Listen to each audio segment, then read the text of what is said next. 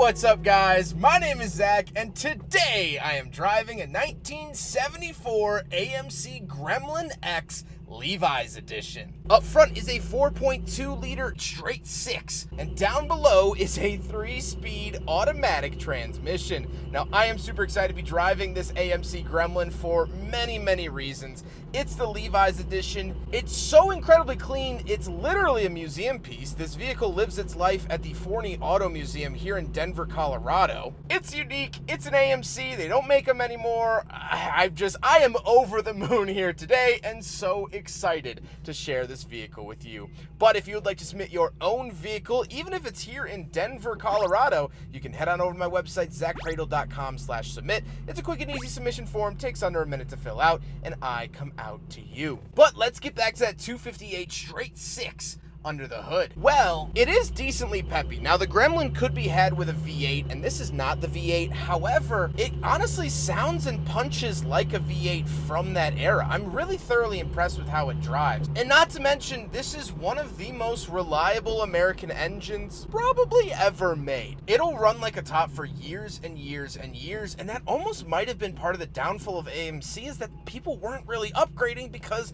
they kept running so well. Something that American cars weren't necessarily always known for, which was very cool. Like I said, paired to it is a 3-speed automatic. It is not terribly happy with me here today. Sometimes it struggles to find which gear it wants, but hey, we've all been there, right? Last but not least, the AMC Gremlin is rear-wheel drive. And the reason I say it like that is because vehicles like this, economy cars, later became front-wheel drive. But this was one of America's first economy cars, and so we didn't really know how to do it, and we didn't realize how important front-wheel drive was, so this was rear-wheel. Very interesting. How does it feel to drive the AMC Gremlin X Levi's edition? It's interesting. It's decently quick with that inline six. I do like that a lot.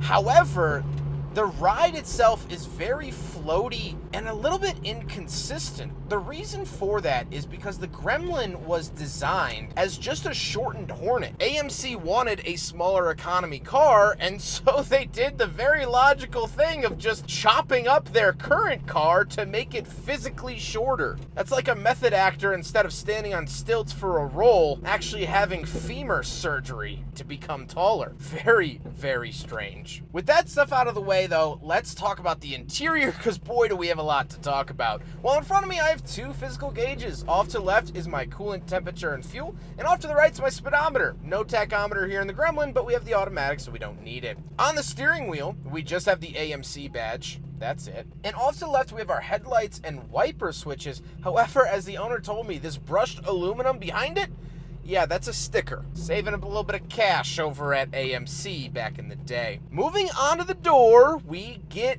denim, or what looks like denim. It's actually fake denim, but it has this jeans pocket. The buttons are real. They're real jeans buttons. But look, you have a butt pocket on the door. I love that. Moving into the center, we get 2 climate control vents and our climate controls themselves, known as the weather eye. Kind of interesting to see that. And off to the right, we have our colder knob.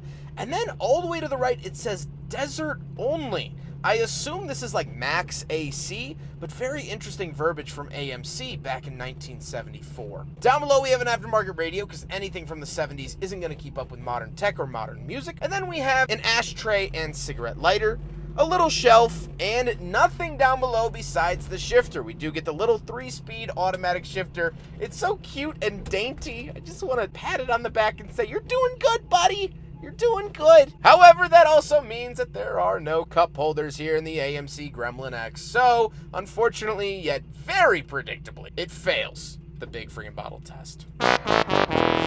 Now we have to talk about the seats, and they are finished in the same fake denim that the door cards were finished in as well. They even have the buttons on them and little Levi's tags, which I think is great attention to detail. So this is the Levi's edition, which was one of the first designer vehicles ever put out onto the market. We're now familiar with like Eddie Bauer Broncos and LL Bean Subarus, but this was one of the first cars to do it. Now AMC had worked with Gucci the year before, but the Levi's edition was special because it was designed and marketed towards younger people. At the time, jeans were becoming cool. You see, jeans have been around since the 1800s, but they weren't really cool until after World War II. They were seen as like a working class outfit. It's like someone wearing an oil-filled mechanic's jumpsuit here today. You kind of look at it weird, but in the 70s, it became stylish. And because AMC wanted to sell to young people, they wanted to be stylish, so they paired up with Levi's to make this interior, which I think is just the coolest thing in the world. However, speaking of seats, to my chagrin,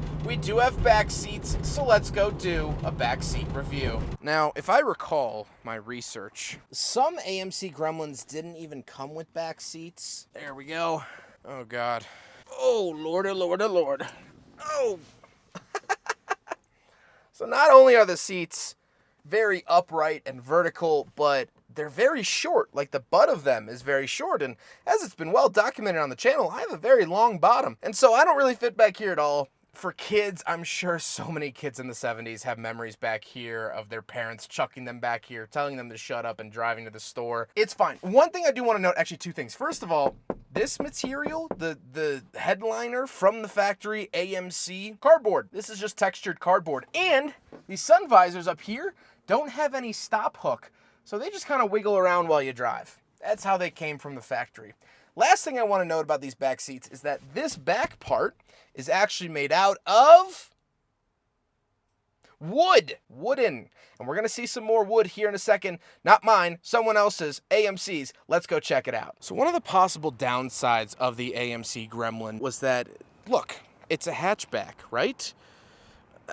Kind of. So you twist this big knob here and you pull this up. That is all of the opening that you get. This part, although there is a body line right there, this lower half does not open. So the only way to access the trunk is through the glass, which normally would have struts. However, these have since gone bad, and the owner's looking for a new one. That wood that I said that we were going to talk about, if you come here under the carpet, this is just a piece of wood.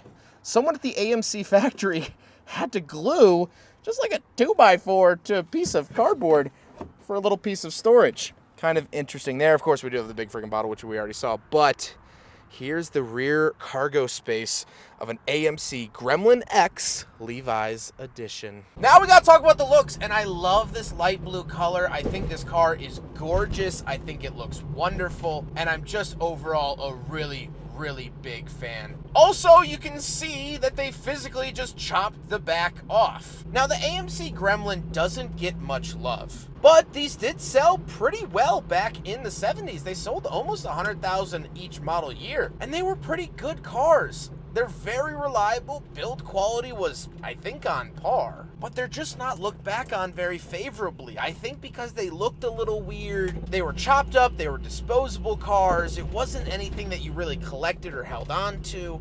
And so to be driving one here today is so incredibly special. Not only the fact that this is a clean running driving Gremlin, but also the fact that it kind of bookmarks the start of really brand consumerism here in the United States. Obviously, brands had identity in the 50s and 60s. Lucky Star cigarettes and Coca-Cola, sure, but it wasn't really part of your identity. In the late 70s and early 80s, it started to become that. And so this sort of ushered that in. This wasn't just a Gremlin. This was a Levi's Gremlin, because I love Levi's. I love the Levi's brand. I only wear the Levi's brand. I don't buy those other Joe Schmo hokey jeans. No, I only buy Levi's. I'm a Levi's man. I ain't no Wrangler man. And so here we got the Levi's edition of the AMC Gremlin. I hope you guys enjoyed it, but mostly I hope that you just enjoyed visually looking at this amazing example of an AMC Gremlin. Huge thank you to Mac for letting me take out his Gremlin. We're filming a couple other of his vehicles today, all on the same quality. He's absolutely wonderful, very knowledgeable about these vehicles as well, and I appreciate him sharing it with me here today. The only thing I dislike is that the gas cap, which was commonly stolen because they didn't lock, has a Gremlin on it that looks like nightmare fuel. I mean, why are his eyes like that? What the fuck? But I hope you guys enjoyed the video. Don't forget to rate the video, comment on the video, and subscribe if you really liked it. Take care, guys.